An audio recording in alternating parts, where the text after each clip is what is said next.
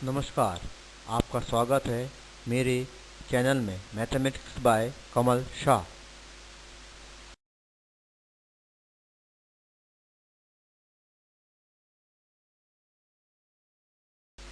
आज हम आपको बताएंगे क्लास 9th के टॉपिक नंबर सिस्टम संख्या पद्धति, जिसमें हम विभिन्न प्रकार की संख्याओं के प्रकार के बारे में आपको बताएंगे।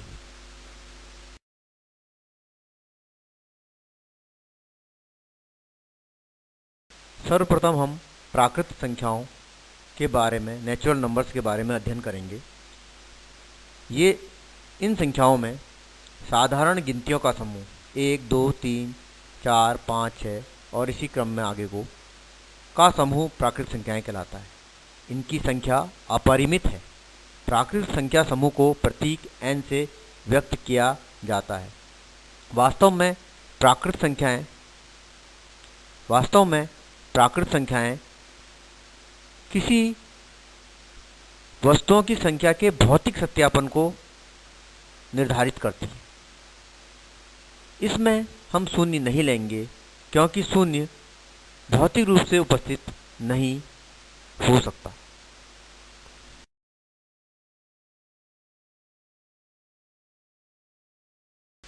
अगले क्रम में हम पूर्ण संख्याएं, होल नंबर्स के बारे में अध्ययन करेंगे। शून्य, जैसा कि आप जानते हैं, प्राकृतिक संख्याओं के संग्रह में अनुपस्थित रहता है।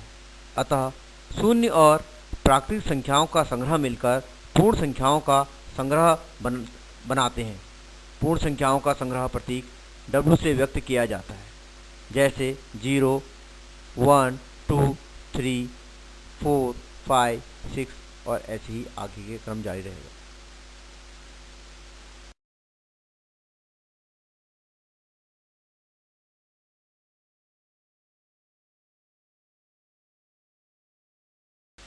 अगले क्रम में हम पूर्णांक संख्याएं, इंटीजर्स के बारे में अध्ययन करेंगे।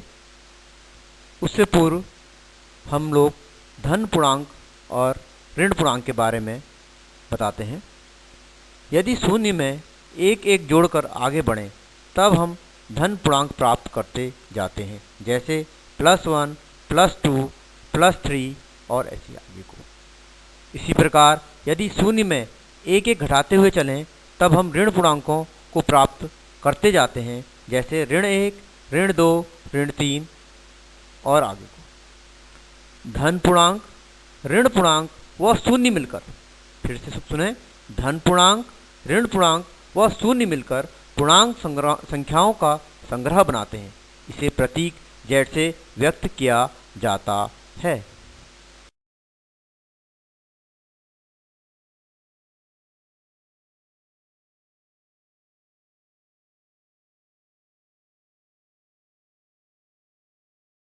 अब हम परिमेय संख्याएं, रैशनल नंबर्स के बारे में अध्ययन करेंगे।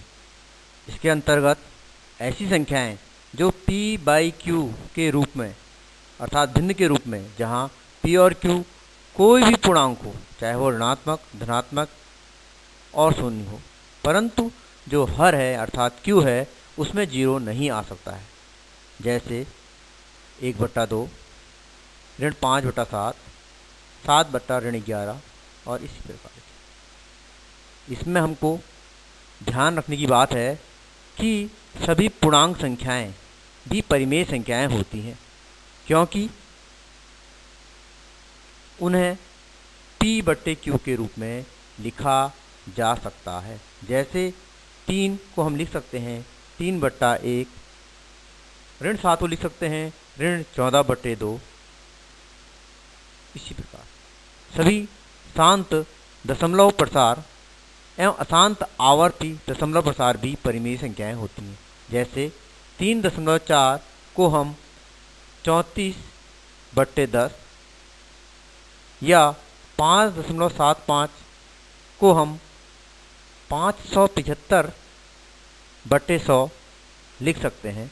इसी प्रकार अशांत आवर्ती दशमलव प्रसार 3.33333 को हम 10/3 लिख सकते हैं। जो संख्याएं परिमेय संख्याओं के अंतर्गत नहीं आती हैं, उन संख्याओं को हम अपरिमेय संख्याएं कहते हैं। अर्थात ऐसी संख्याएं p अपॉन q के रूप में नहीं लिखी जा सकती। इन संख्याओं में कर्णी चिन्ह के अंदर अभाज्य संख्याएं जैसे वर्गमूल 2, वर्गमूल 3